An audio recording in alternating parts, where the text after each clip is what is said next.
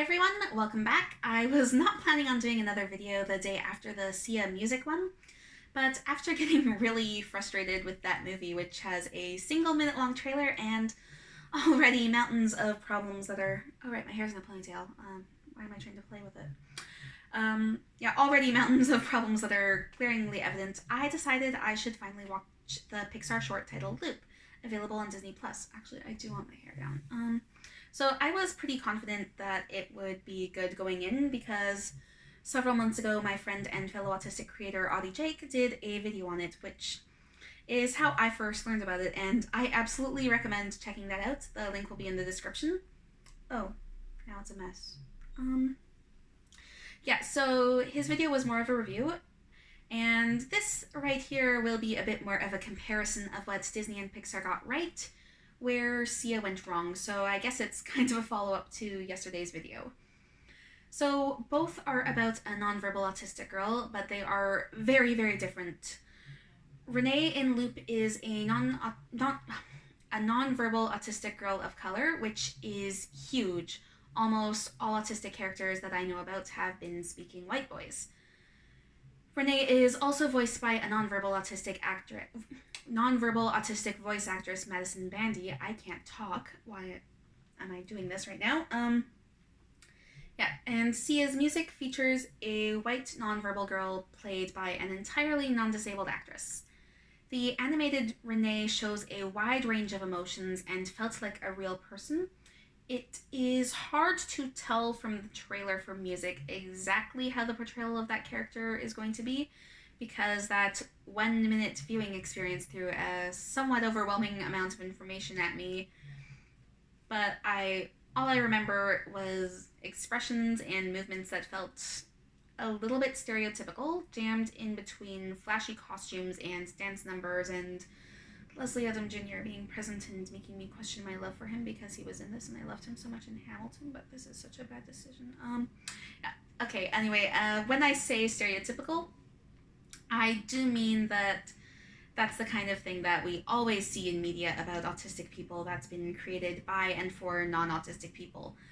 There are autistic people out there who can relate to some of the things they're considered stereotypical to some degree, and that isn't a bad thing. I want to emphasize that. What is bad is when this is the only representation and it's being created entirely by people who are not autistic, and they can't even be bothered to cast an autistic actor in the role and find ways to work with them. When that is the entire context, that's when it becomes a problem. And so when I say stereotypical, I mean that. Anyways, for the Pixar... I scrolled past my spot in the script. For the Pixar short, even the title, Loop, is wonderful.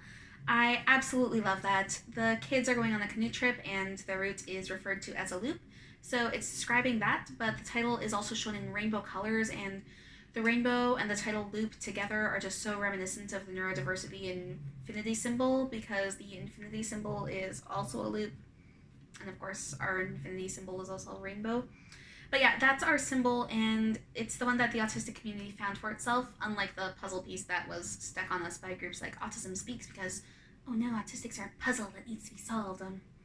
Yeah, so maybe I'm grasping at straws here, but that title does feel like a reference to the autism acceptance movement, and also it's like in cursive, so extra loopy, and it does look like the infinity symbol. Anyways, when I was Googling Loop, I found at least one instance of someone else thinking the same thing, and if that is a reference to it, then that's also a sign of real research. But honestly, everything about that short felt like they really put the work in and the effort in to do research and do as good a job at representation as they could, and unlike Sia, they actually did put in the work to work with a nonverbal actress, and I was pretty much in tears throughout the short, and in a good way. For Sia's movie, she worked with Autism Speaks, and she either lied about trying and failing at working with a nonverbal actress, or she did, and she was just super unwilling to be accommodating.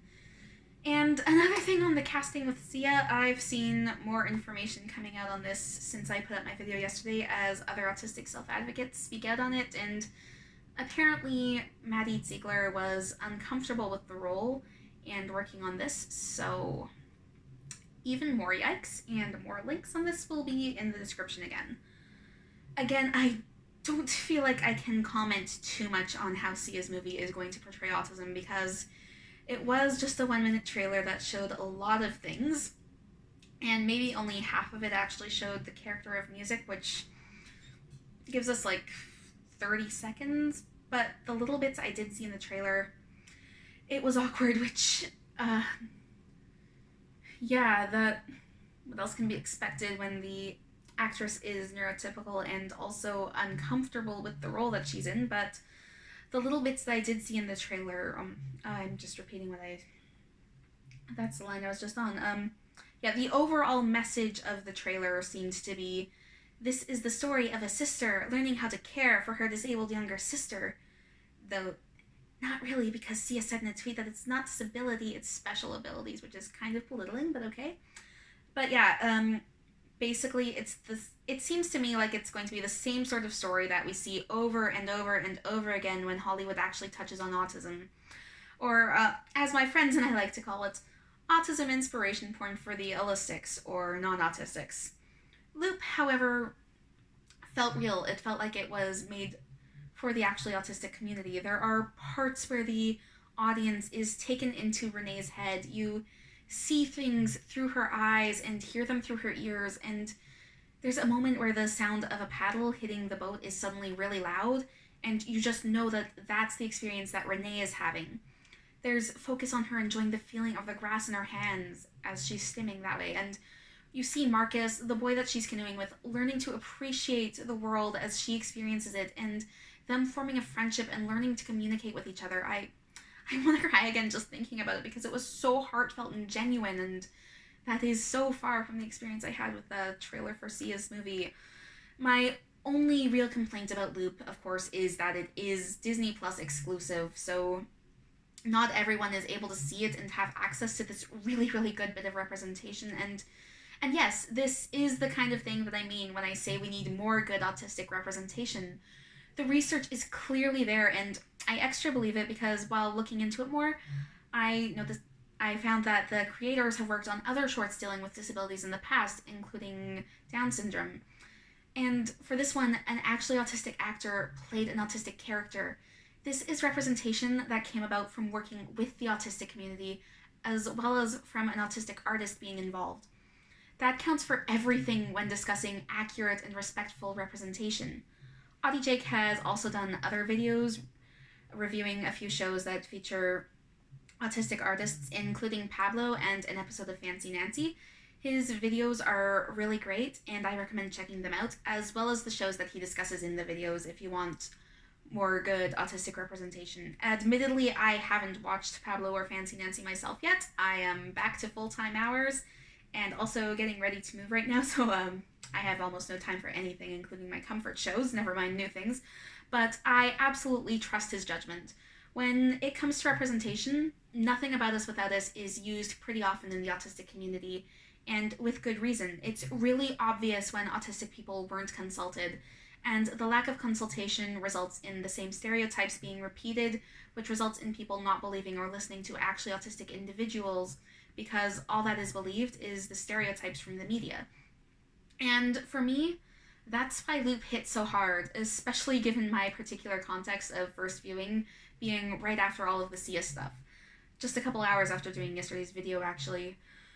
Good representation matters, and the impact of Loop compared with the impact of Sia's movie Music is, I think, a really good example of just how much it does matter.